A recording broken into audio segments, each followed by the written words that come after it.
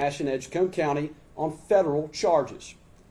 This state and federal focus should serve as a warning to those who would commit drug and gang violence in and around the city of Rocky Mount. You will go federal, and you will face serious prison terms in federal prison. Nathaniel Marquis Lynch is one example. Nathaniel Marquis Lynch had an extensive criminal record and was found with a gun equipped with a switch to convert it to a fully automatic machine gun. He's sentenced to 100 months in federal prison. Jamarius Moore, a felon with a lengthy rap sheet, was found with a gun with an extended magazine linked to a shooting, and he is serving a 102-month sentence. Antonio Santos, an illicit gun dealer operating without a license and selling stolen weapons, assault rifles with extended magazines, and even an AK-47 style weapon without a serial number, is serving a 63-month sentence. Those violent crime cases are important because they remove armed and violent offenders from our streets. But they also help us build bigger, longer-term cases focused on organized crime that can have profound impacts. Today, we're here to announce one of those cases. In federal court just moments ago, Judge James Dever announced the sentence in our Operation Caught Cold of a gang leader from Rocky Mount by the name of Tyrone Foreman, also known as Ty Nitty. Tyrone Foreman was a leader of the United Blood Nations gang set known as the G-Shine Bloods, which operated a heroin and fentanyl trafficking ring in Rocky Mount, North Carolina. Today, at the culmination of a 3-year investigation, Ty Nitty, or Tyrone Foreman, was sentenced to 30 years in federal prison. Operation Caught Cold led to convictions of 17 different defendants, seized over 20 firearms, and completely dismantled Foreman's drug trafficking enterprise. The story of Tyrone Foreman and the G-Shine Bloods is a story of greed, lust for power, and intimidation.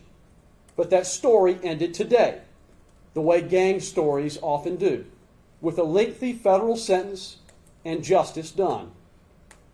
But it's important to remember how cases like this one link and fit with some of the greatest challenges of our time: fentanyl, drug overdoses, gun violence, and gangs. First, as to fentanyl, we all know that Mexican cartels are responsible for trafficking the vast majority of drugs around the world. But cartels rely on organizations like Foreman's to drive those drugs into our communities. They rely on local knowledge, on local connections like Foreman had, to distribute those drugs to local dealers and ultimately to our friends, our families, and our kids. Foreman was personally responsible for trafficking over 60,000 doses of heroin and over 14,000 doses of illicit fentanyl mixture. Fentanyl is a deadly synthetic opioid made from Chinese chemicals in Mexican labs and distributed throughout our country and becoming one of the leading causes of death in America. Each time Foreman sold a drug that was laced with fentanyl, he rolled the dice with his customers' lives. In one traffic stop, Nash County deputies recovered over 2,000 doses of a heroin fentanyl mix from Foreman's car. That fentanyl mix is pictured here. These drugs had the potential to cause overdoses and death for any who consumed them. But to infiltrate Mr. Foreman's organization more fully, law enforcement didn't stop there. They utilized cooperating witnesses to conduct nearly 24 controlled buys of narcotics from Foreman's organization over a period of years to build airtight intelligence, knowledge, and evidence to secure his conviction. Pushing poison wasn't the only way the G-Shines wreaked havoc. The dealers who sold Foreman's drugs were routinely armed, carrying guns, as many dealers do, to protect their turf, their product, and their cash flow. The fentanyl mixture that Foreman pushed was so potent that one lower-level dealer objected to selling it because it was causing overdoses in their customers. Rather than stop the flow of poison, Foreman's henchmen, Benjamin Moss and Dentrez Thomas, put a gun to the dealer's head and insisted that the drugs keep selling and the cash keep flowing. With no regard for the lives that were affected and no concern for the families that were torn apart by addiction and the many consequences that come with it. For those who would consider doing drugs, know this: fentanyl is in everything, because dealers do not care about you. They don't care if you die. They only care about cash. With each dose you take, you are risking your life. The most important point that I can make for you today is that gangs are pushing drugs that they know can kill. Today, we are able to say for the first time that gangs are willing to put a gun to a dealer's head to insist that fentanyl continue to be sold even when they know it can kill. If you're using, this is your red flag. Stop. If you're addicted, get help. Each time you take a potentially deadly dose, you are playing Russian roulette with a whole lot of barrels that are filled. Now, how do these felons get guns to fuel their crimes? Operation Caught Cold gives us an answer. ATF and the Rocky Mount Police Department painstakingly traced each of the 20 guns that was seized in this operation, and they uncovered that G-Shine Bloods used local women as straw purchasers to buy guns that they claimed were for their own personal use, but ultimately were filtered to felons and gang members.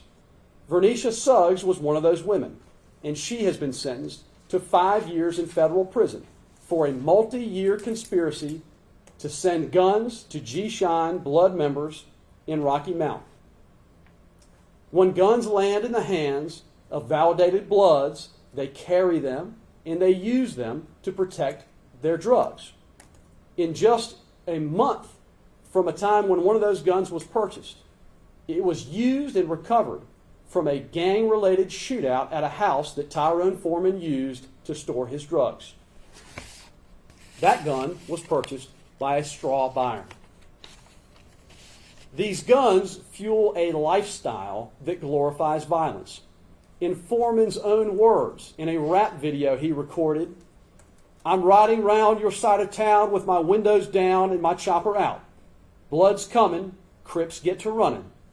But fortunately, in Foreman's case, he was arrested and sent to prison before his lifestyle could take his life first.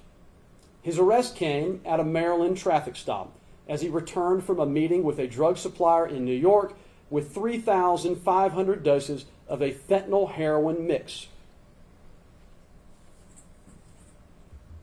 This is a photo of how Tyrone Foreman's drug supplier transported his drugs.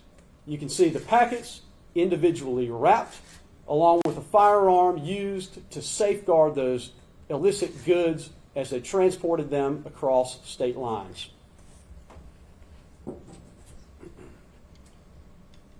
Tyrone Foreman, though he was arrested and in his Maryland jail, may have felt the walls closing in, but he still didn't stop. Instead, he tried to obstruct justice, demanding that another Blood claim that the drugs were his and trying to intimidate witnesses from afar. Foreman bragged that his arms could reach all the way from jail. Foreman's reach didn't just come from his drug money. It also came from our tax dollars.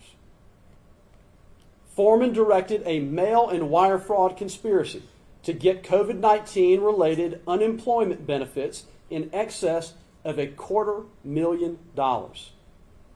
That fraud involved over 25 false applications for unemployment relief, in part using the identities of individuals who were locked up in jail. From Foreman's jail, he directed his co-conspirators to save the money to try to secure his release and also to fatten the pockets of those who were in his orbit, his closest associates. In addition to Foreman, Operation Caught Cold caused the arrest of many of Foreman's co-conspirators, including his New York-based drug supplier, the women who straw purchased guns for gang members, COVID fraudsters, drug dealers, and many more. 17 defendants with ties to Tyrone Foreman were indicted and prosecuted in the Eastern District of North Carolina. Their sentences are pending. I want to take this opportunity in closing to commend the law enforcement leaders who are here in this room and the many agencies that saw this case come to fruition. Most importantly, our federal partners at ATF are there for us all across the district, and they deserve to be commended for their commitment to get guns out of the wrong hands, away from felons and gang members who would do violence and harm in our communities. But I also want to heavily credit the strength, the fortitude, and the commitment of our local law enforcement partners. Our Rocky Mount Chief of Police, Robert Hassel, is here, along with Kevin McLaughlin, a captain with the Nash County Sheriff's Office. They were key partners on this investigation, as they always are. And Captain McLaughlin, in particular, is one of the foremost leaders in drug trafficking interdiction in the Southeast. We are fortunate to have him on this case and every other that we work with together so often. I also want to thank the Edgecombe County Sheriff's Office, the Halifax County Sheriff's Office, and the North Carolina Department of Commerce Division of Employment Security for their help on our COVID fraud investigation. Finally, our District Attorney's Office, with Jeff Marsigli as leader, has been a fantastic partner as we coordinate many of our cases for potential federal adoption. This case was made through partnership at all levels, state, local, and federal. And it shows what's possible when we pool our resources to focus on the most significant drivers of violence and drug trafficking.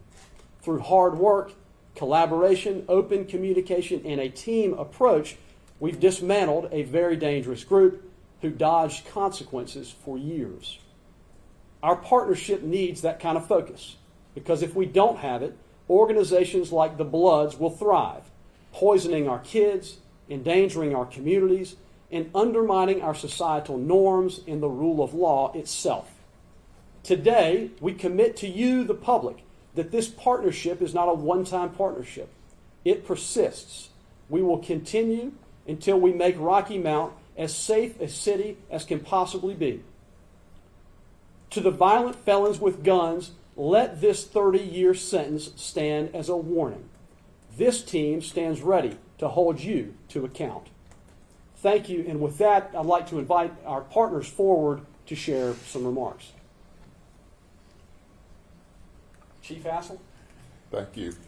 It's tough to follow such an eloquent speaker as our U.S. Attorney, but he has said a lot that rings true in many communities across our country. To me, this case is almost textbook example of what organized crime looks like. Gangs that comes with drugs, violence, guns that you can only imagine that are in the hands of all these violent offenders within our streets. This 3-year-long case, this investigation, took a lot of hard work, intense hours, meticulous investigative skill from all the agencies involved, from Rocky Mount, Nash County, Edgecombe County, and others, and along with our ATF and federal partners, to ensure that these individuals partaking in this crime are taken off our streets. I take this as a win for law enforcement, a win for justice, but most importantly, a win for the families, the women, the men, the children. Many of them are still feeling the effects of these crimes that were taken or actually done within our streets in Rocky Mount. Addiction. Addiction is a serious concern. It's almost like a disease. And there are still individuals who are suffering who were fed these drugs that we are still having to try to get help and deal with today. This should be a warning to anyone who think they can come within the city of Rocky Mount and commit these type of crimes. The Rocky Mount Police Department is committed to dealing with these acts of violence, dealing with these types of crimes, and continually work with our local, county, state, and our federal partners to ensure that anyone that has been identified to or partaken in these crimes in any form, whether you're the leader of the organization or you're the person pushing it on the streets, or someone who think that I'm just buying a gun, I'm not pulling a trigger, but you are just as equally culpable for the violence that comes from that gun, we will investigate and we will come after you. I would just speak to our community that the commitment from the Rocky Mount Police Department, along with all the federal partners and our other agencies that work with us, is committed to ensuring that we do all that we can to make our streets safe and ensure that we do whatever we can to make the quality of life for everyone who visit or live within Rocky Mount, they can enjoy that. Thank you. Thank you, Chief. Captain McClung. Wow. I just wanted to speak on behalf of Sheriff Keith Stone, who was unable to be here as he is traveling.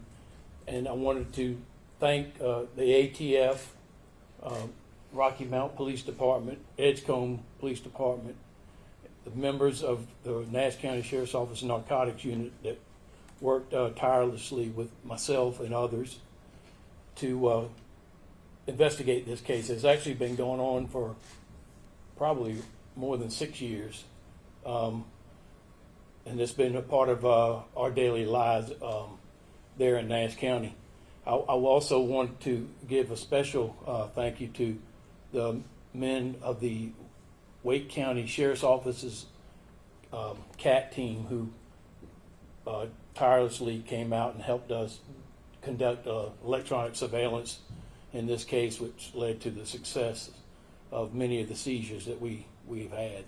I want to thank the two young ladies that helped with this prosecution, as they did a fine job and an excellent job today at the sentencing. On behalf of the Sheriff's Office, I know the Sheriff would like me to tell you guys that we will continue to fight gangs, guns, and drugs. And as the Chief said, and it's pretty much well known already, that you don't want to come into Nash County because we will come after you. Thank you. Thank you, Captain. ATF. Special thanks on behalf of Special Agent in Charge Benny Mims with ATF. It's an honor to be here and stand next to these individuals today. This case was extraordinary in a sense of partnerships. The U.S. Attorney spoke of that partnership, and as you can see, we are Loctite armed in a sense of being on the same page to combat violent firearm-related crime. As you saw in this case, there was tangents of violent crime spreading from Rocky Mount up to Maryland, tangents into New York. The ATF, like these networks, we don't have jurisdictional boundaries. So we focus on cases and drug trafficking organizations such as this. We work with our federal prosecutors. I'd like to thank the prosecutors on this case. An absolute phenomenal job under the leadership of the U.S. Attorney here. Lastly, obviously, the men and women of the police department, the sheriff's department that work to tireless hours on this investigation. Your efforts are truly appreciated. So thank you on behalf of ATF. Thank you. Yep. We can try to answer some questions, though I will say our investigations are always ongoing, and so there may be some questions that we cannot answer, but we'll do our best. Were all y'all in the courtroom when Judge Dever handed down the sentence? And those who were, could you tell us what was going through your minds the moment that the judge handed down the sentence and said 30 years? I think the best person to speak to that may be Chief Hassel, because I know, Chief, you were thinking about that not just as a law enforcement official, but also a member of the community in Rocky Mount. And I can say one thing that that Judge Dever said that I think really rings true was that the people of Rocky Mount deserve to live in a safe community. Too often, it is the innocents who suffer, not the gang members. And when families cannot have their kids go out and play in the street or in their neighborhood, that is a huge problem. It's a signal we need to do more. And that really spoke, I think, to many of us, those remarks by Judge Dever, but may have rung home even more for you, Chief. I wasn't able to be in the courtroom when the judge handed out that sentence, but for me, as I said earlier, justice has been served. And also a warning has been given to any individual who think that they can push these drugs or buy these guns to put on our streets or have these type of activities, these organized crimes where they're fraudulently getting funds from the government, whatever it may be. It's a warning that the Rocky Mount Police Department, along with our federal partners and our other local and state partners, will come after you for these crimes in our city. Because I see on the many times I'm speaking with citizens in my city, they speak of the concerns, they speak of the things they see, they speak of the things they have to live with in some of our neighborhoods that these individuals like Tyrone Foreman and all the others are perpetrating. And so when I heard that 30-year sentence, to me, I hear justice has been served. I hear a sigh of relief from the citizens of Rocky Mount and all those other communities in which these crimes have spread into, that they hopefully can sleep a little bit better at night knowing these individuals, and this individual in particular, is going to be off our streets in our city. Well said, Chief. Chief, I also have another question for you. So over the past year, you guys have not only been under, that symbolic emergency for crime since last May, but also been a part of this partnership. How has that the partnership made a long-lasting impact on this fight against violent crimes, that we're not seeing 4 homicides in a week like we did last May? Our partnerships has strengthened our ability to deal with the challenges within our city. Our partnerships have brought in resources and manpower that's have allowed us to be able to investigate these crimes, to make a difference in reducing some of those crimes within those neighborhoods. Last year we saw a slight decrease in violent crime, and that's because of the partnership from our U.S. Attorney's Office, ATF, and others, whereas when we saw that rise in crime early in the year, bringing our federal partners within our community along with others allowed us to deal with that strategically and precisely in those neighborhoods where we were seeing that violence. So again, this is an example of what partnership can do. Open communication, sharing of resources. Those partnerships, those sharing of resources allow us to deal with these issues a lot better, and we're going to continue that as we move forward.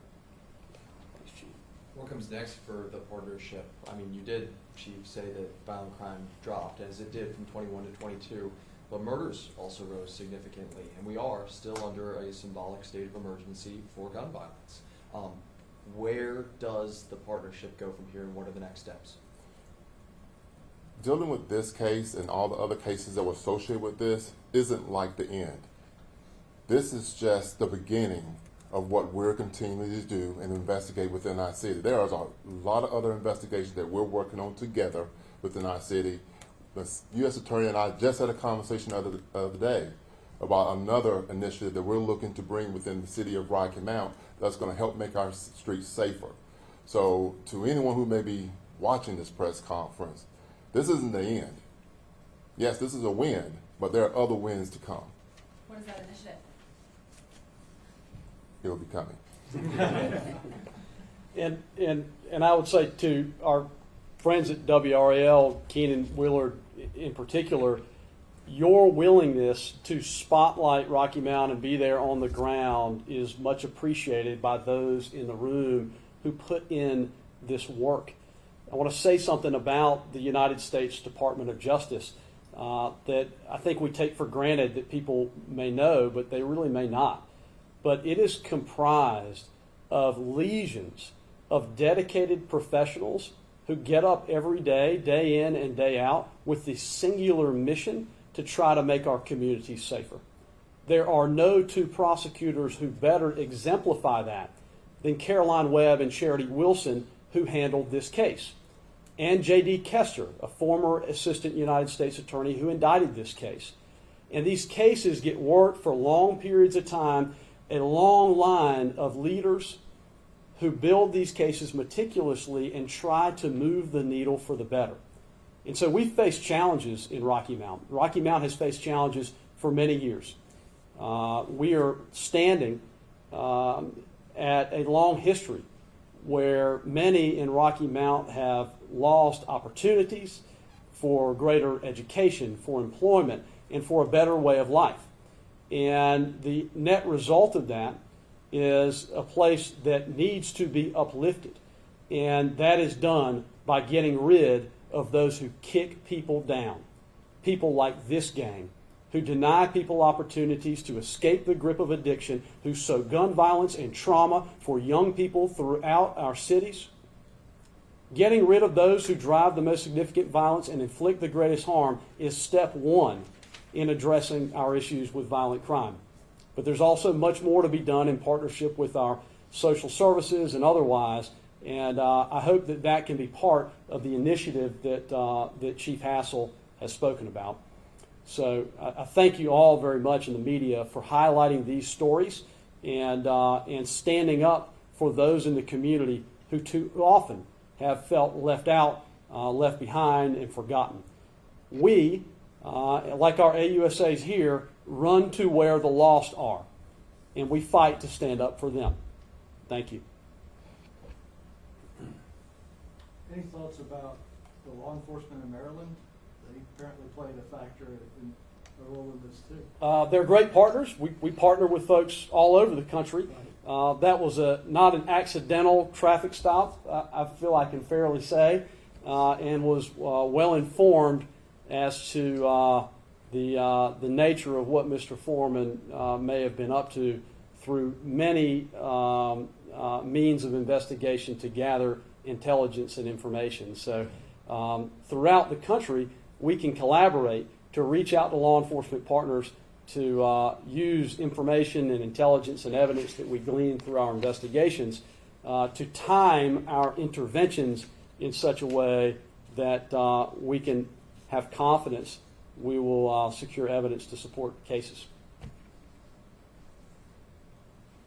Does the prosecutor want to say anything?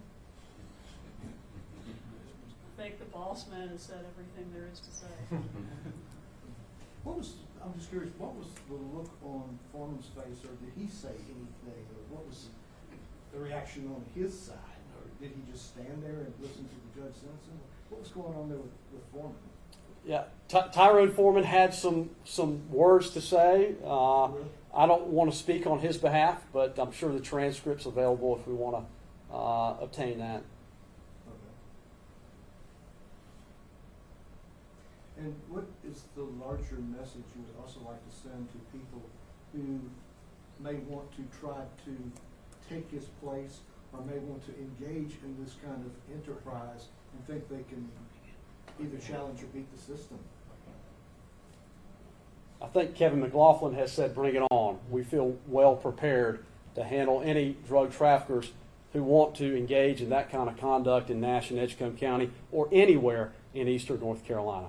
But I hope this sentence stands as a warning, not an encouragement. We're going to find you, we'll catch you, and if you hold these types of guns that Tyrone Foreman holds in a way that perpetuates violence and drives drug trafficking, you will be held accountable, and you will be held in federal prison for as long as possible under the federal sentencing guidelines. Federal court is not a place to play. And those who think that they can engage in violence and that they will get off with a light sentence in eastern North Carolina, those days are over. There will be no more gunplay and gun violence that isn't met with stern consequences.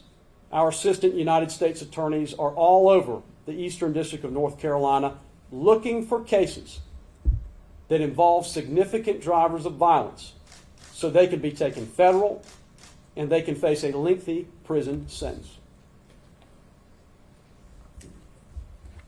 Thank you all.